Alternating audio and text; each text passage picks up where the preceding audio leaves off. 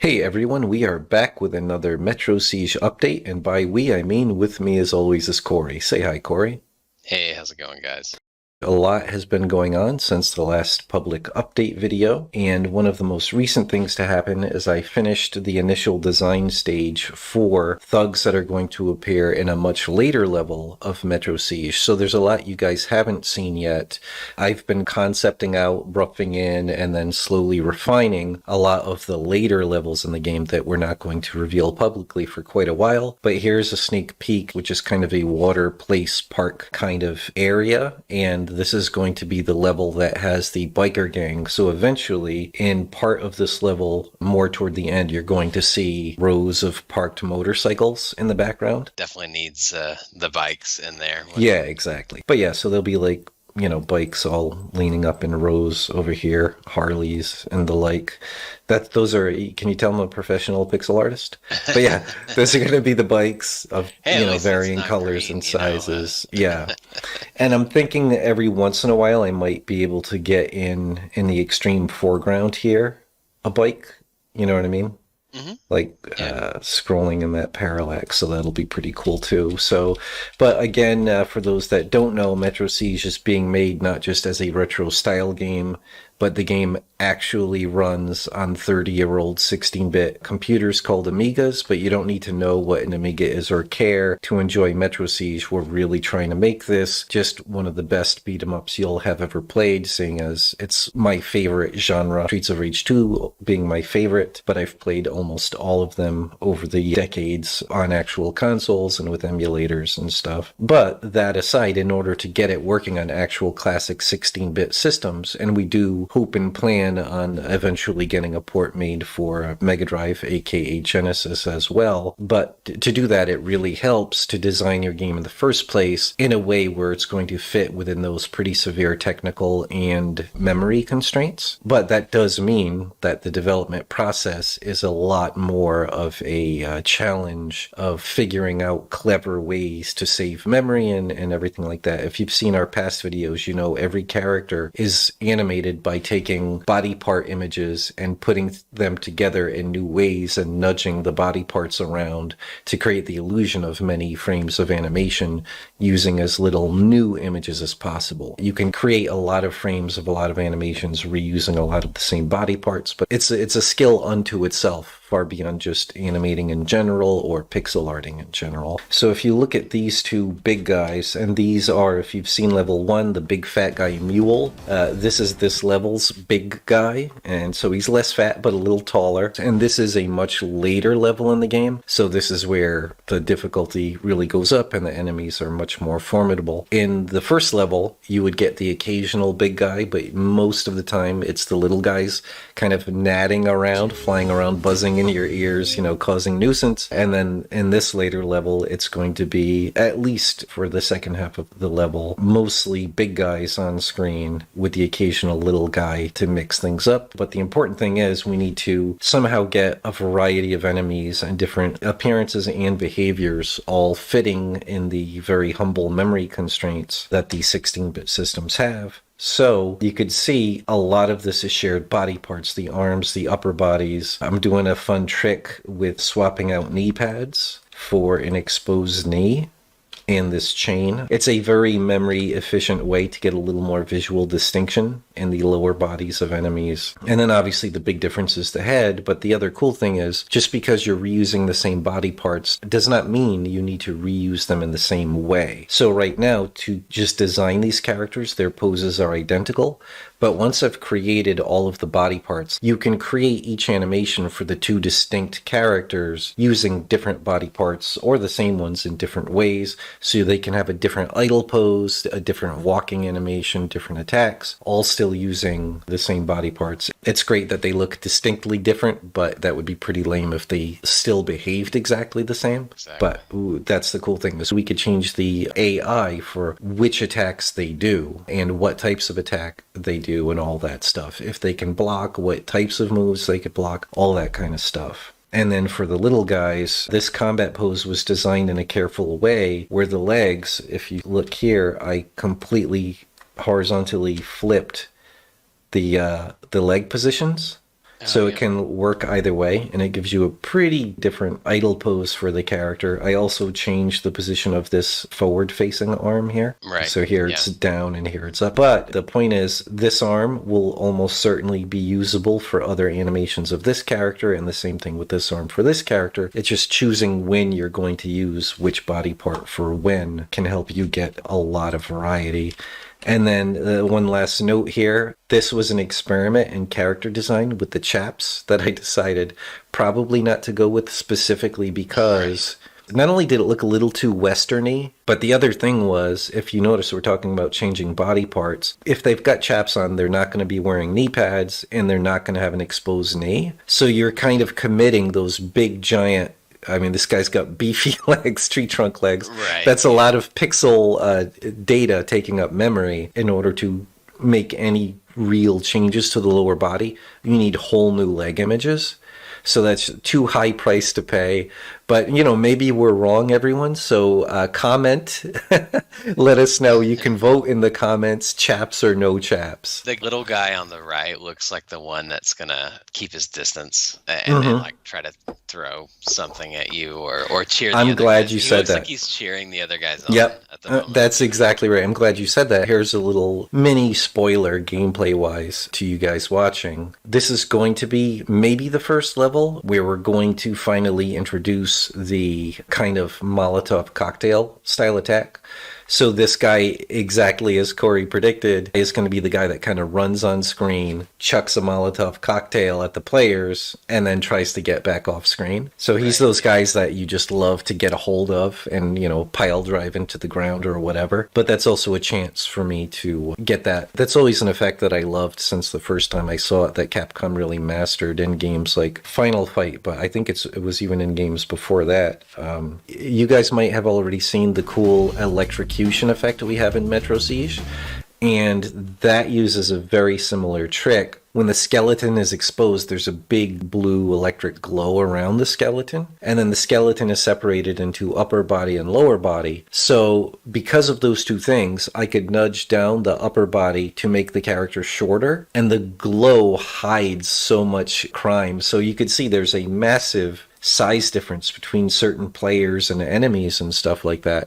But those two images that make up the entire getting electrocuted image, it's designed in such a careful way that it can work for any character no matter what size they are. And we're also flickering back and forth between an actual pose of that actual character and then the skeleton with this big blue blur around it, so you can't really assess if it's the right size or not, because it's always definitely taking up enough volume in total. But those are all tricks that I learned analyzing Final Fight in the arcade and just loving that effect. But anyway, so that fire effect inspired the electrocution effect, and now I'm going to finally be able to put my version of the fire effect into Metro Siege as well. And going back to the whole environment design thing, it is super important because of those technical constraints that I can't just draw and design a level however I want. I have this obsession where there needs to be parallax scrolling in a game to enhance the illusion of dimension. Unfortunately, the classic 16-bit system that Metro Siege was designed for, its limitations make that very difficult to pull off, especially with a game with so many colors on screen and so many large moving characters on screen. So you have to design the environment around the technical constraints and the specific hardware banging tricks. And thank goodness we have such a patient and brilliant programmer programming Metro Siege, where no matter how crazy the idea is I come up with, like, he is literally coded virtually from scratch the parallax scrolling for every last level so far in Metro Siege. Every level, though, has been some degree or less of just super specific hardware banging to get the exact effect we're after. It's constantly that tug of war and that puzzle. Okay, if I do it this way, maybe I have more colors and more freedom with the parallaxing, but at some kind of cost. So you're always juggling what's more important, what's going to create the best, most impressive and kind of immersive environment with the most atmosphere. And Yeah. allowing for performance too. Oh, Like, exactly. yeah, There's going to be things like trees, benches, light posts, trash cans back there, and then eventually a whole row of motorcycles, and then a parked, we'd call them roach coaches where I grew up, a kind of sleazy restaurant on wheels. So, like, that's going to be closer to the end of the level, probably in some kind of perspective going into the distance to some degree, some kind of angle, maybe with some stools out front and no, I people see what you sitting at you it. want And to allow. Yeah, yeah, in in the like around the characters, you want to allow a lot of immediate environment exactly. objects to kind of sell this area, Yeah, with yeah, it. exactly. Really give it a lot of richness and ambiance. With Metro Siege, I'm really trying to go for a more cinematic feel and kind of down to earth, a little more real worldy feeling than the games. Like the games kind of got more and more outlandish. Even my favorite Streets of Rage 2. Like the rolling barrels and stuff. Like it's like, okay, why am I dodging barrels Yep. in this street Yeah. fighting game? But It was a bizarre place to homage Donkey Kong. You know right, what I yeah, mean? But yeah, exactly. Like, no sudden aliens and like crazy monster people with jetpacks and stuff like that. The level after this is going to be the ferry boat ride. So you could see you're getting to the water. And the cool thing is, one of the ferries that you will in the next level be riding on will appear in the background. So we're going to dive into the gameplay now and tell you what's been going on. One of the things that we've started doing is going in and putting some of the closer to final polish on the graphics. You could see now there's a crushed can, like a soda can or beer can, on the nice. ground here. I still need to dirty up the street and sidewalk more, but I've also started enhancing like that 5-0 graffiti there on the wall. It's just a little fancier now and more readable. And then there's more litter down there. There's the can again, but now also a kind of piece of paper or maybe a potato chip wrapper or something. I might add a tiny bit more detail. Oh, a fun little Easter egg. You might remember, everyone, if you've been watching, how almost every bit of graffiti and stuff like that were business names in this game. They're all Easter eggs of some kind. And a lot of them, like the graffiti on the train in level 2, is all based on the Amiga's custom graphics hardware and sound hardware.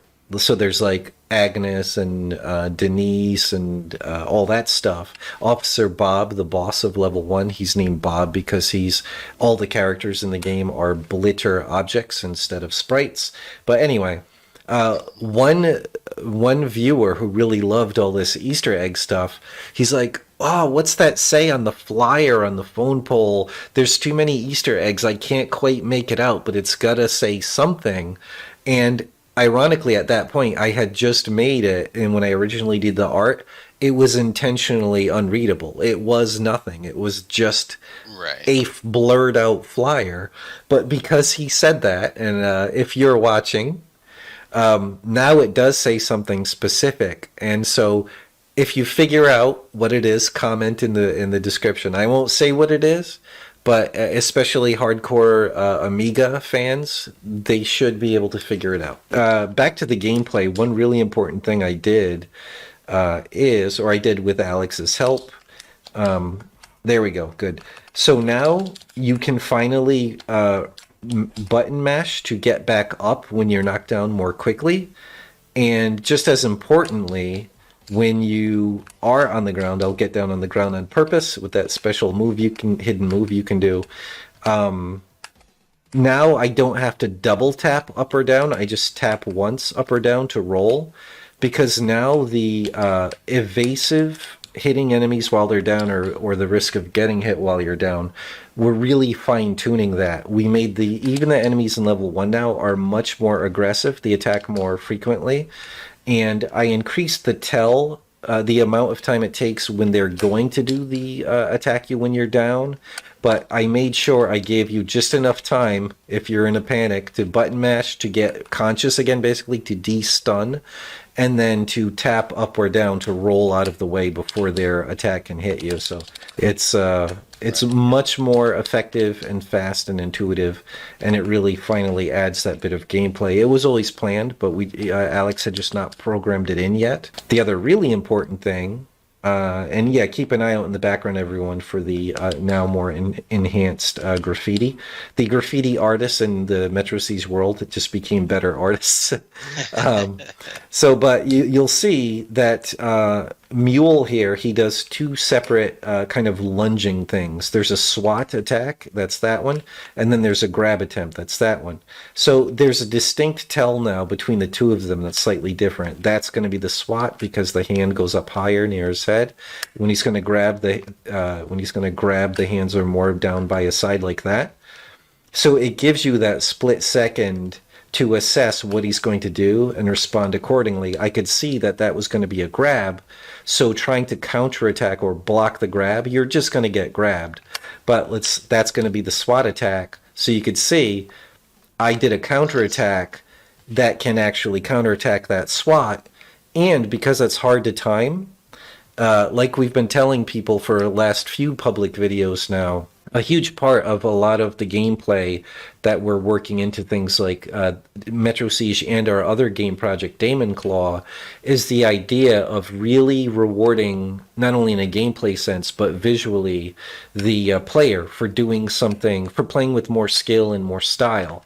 So if you pull it off, you saw there was a custom animation where spit goes flying out of Mule's mouth, he slides back more, he grabs his face, and then he's in a kind of dazed state for a second. We've got so much else done, we're finally taking the time to really refine all the gameplay, make sure everything is balanced, all the difficulty, and make sure every aspect of the gameplay that we think makes Metro Siege really unique, we're making sure that it's brought to its full fruition, so to speak, that it's as fun, basically, as gratifying to the player as possible. You know, we're trying to do that visually, and we're trying to do that with gameplay. And so that's what has been going on with level 1. And let me quit out of that and go to level 2. All right, so in the background again, we have enhanced graffiti, and the movie posters now match the branding of a movie a fake movie that's going to exist in this world, and it's going to be another kind of Easter egg or a real inside joke. When we started this project, Alex, the programmer, the kind of placeholder name for the game was Roid Rage, as in steroid rage. Right. And so I decided that's going to be an actual movie that in this Metro Siege world is like in theaters now. Right. So in level 2 and level 3, when you see these posters of like flexing muscle men, like there's a bicep back there, a flexed arm, that's the resolution is too low, but the two little blocks near the fist is RR for Roid Rage. So I cleaned up and enhanced the graffiti back there. I finally made the better movie posters that are back there. And very importantly, there you see a new enemy. So before, there were only 2 enemies in this level, aside from Officer Bob, who you keep chasing. There's Mike, who's the guy with the brown hair and the hoodie. And there is usually Bile, who's the guy with a mohawk. And the problem is, like I've been talking about in this video, is we're dealing with severe memory constraints. And we already had the 2 enemies, and because of this level, we have all these big body parts to make the running Officer Bob for the storytelling. So we did not have enough memory, even with all these optimizations, to get a whole other character in. But then I had a kind of revelation, and again, I am so grateful that I'm dealing with such an amazing programmer who also is just amazingly patient and willing to rise to any challenge. But I said to him, okay, I know we don't have enough memory to fit the animation data for a whole other character, But I remembered the technology or the trick we use in this level to get the versions of Mike with a pipe. So what we're doing is Mike is animated to always have a pipe in his hand, but we're swapping out the handful of images in memory of the pipe. We're swapping them out when we need to either be a blank image, so no pipe, or the images of the pipe. So with the same animation data, you can have the character with a pipe or without, but the big price you pay is that you can't have the version of him on screen with a pipe and the version of him without on screen, because when you affect that memory that has the image of the pipe and swap it out with a blank one, that's for everything on screen, basically. Right. So, but I realized, hey, what if we take Bile at certain parts of the level and we only swap out his upper torso and his head image to create a new character? So, of course, if you look up at his name, since he's a variant of Bile, he's Kyle. Right. and but the other cool thing I said is, okay, we don't have enough room for a different AI and different set of animations, even using the same body parts between Bile and Kyle.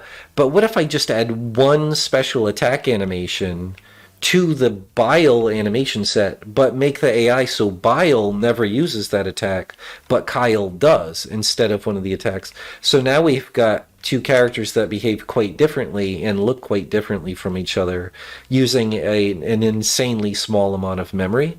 But it really mixes up the visuals and the gameplay a lot. Like that kind of flying forward punch move he does is Right. so different from the behavior of Bile. And so that's another really exciting thing. So what's going to happen though right now, he's like just right at the beginning of the level for the sake of testing the tech to making sure the trick worked. But now that we know it works, we can choreograph the level to make sure that at first it's the Biles, and then later in the level we can swap out and make it Kyle instead of Bile. So that's a real exciting enhancement, not just to this level, but something that's going to benefit the entire game as we continue improving it and continue making the new levels. Yeah, you were mentioning getting the demo ready. Oh, It's time yes. for. Yeah, for both our projects, it is time for us to really polish up a really nice playable demo that really looks like the quality we're and plays like the quality we're shooting for the whole game, and start to send out these demos to popular Twitch streamers and YouTubers who play retro style games. So we're, really working fast and long hours to get both games. So there is a very juicy Damon Claw update coming very soon. Update video and update demo, or demo update, I should say. So look forward to that in the near future. But basically, we're doing the same thing. Like it just so happened to work out despite the very different kind of development systems for each game. It just so happened that both games are at nearly the exact same stage in development. It's still going to take a lot longer to finish Metro Siege because of the complexity and how long each level takes to develop. But the point is, right now, both games are at a state where we need to finish polishing up what we have so far, the first couple of levels and first boss fight, and start sending those out to people to start to get the projects more visible to the public. Just get more potential supporters and customers. And on that note, viewers, if you've stuck with us in this video this long, in this project for this long, please do like, share, and subscribe. Help spread the word. That makes a massive difference. All of this and us making future games is banking on us doing what we need to make these games known enough that we get enough support. The ultimate goal is to be able to, if not quit, at least reduce the hours of our day jobs so that we can make more games all the better and all the faster. So Absolutely. Yeah. if that's something you want to support, it doesn't cost you anything. Although we do have a Patreon as well, but Right. Yeah. Shameless. I've got to work in some kind of shameless grift meme into the video. But liking, sharing, subscribing, and commenting in the video really does make a massive difference. There's not much need to show you level 3. There have been general gameplay tweaks that we're not done with, but in general, I don't think I've done anything yet graphically with that, except for something I don't want to show yet. Though I did want to finish my thought on the Roid Rage. Later on in this game, there's going to be an already planned out, and the graphics are already mostly done, really cool kind of highway overpass level where you're fighting on a highway overpass, so you could see the city behind you much bigger instead of being like a skyline of, you know, far away skyscrapers and a body of water. It's like big, you know, very nearby, going the full height of the screen, buildings, and you're above them because you're in a highway overpass. So it was a great opportunity to work in a big giant billboard, so that billboard, or at least one of the billboards, will be a nice big Roid Rage movie poster.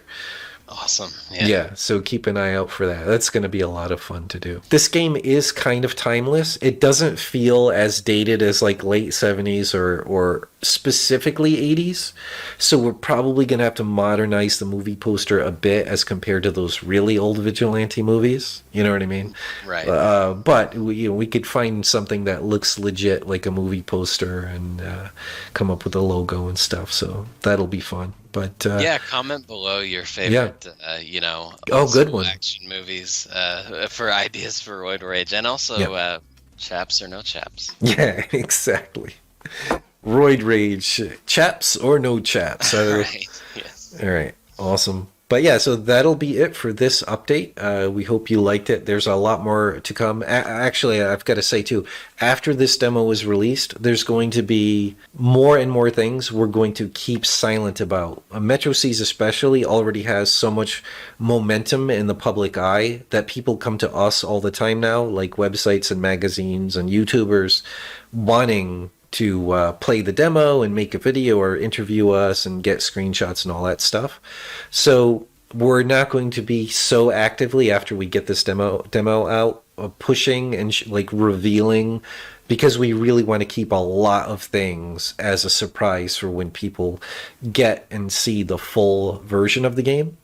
And frankly, I didn't mention this to you, Corey, but I'm starting to see it now. Like this is taking us a long time to make Metro Siege because, one, we've all got day jobs and we're 4 different team members, all with jobs and family and fluctuating hours of availability in a given week. But also on top of that, we hope you could tell it's a labor of love, but we've been revealing things about the gameplay and stuff. And in the meantime, especially because Streets of Rage 4 came out, there's been a resurgence in interest in people making beat-em-up games, like classic style beat-em-up games. And I'm already seeing enough to remind me of something that I've had happen to me before and I've seen before, where you reveal some of the things about your game that really make it special, and then people without the need for day jobs get to make a game and use, we'll say, homage your ideas before you can even release your game. You know what I mean? Right. That you created those ideas for. So we're going to be keeping some things secret from here on in. And so there's still going to be a lot to show you, but some of the coolest stuff you're not going to see until the game is actually out. So, but yeah, anyway, that's the end of this video. So there will be much more to come, and thanks very much for watching. If you enjoy our content and want to keep up to date on our games, please leave a like and subscribe. Also, if you want to support our projects, consider becoming a patron. The link's in the description, and we'll see you soon.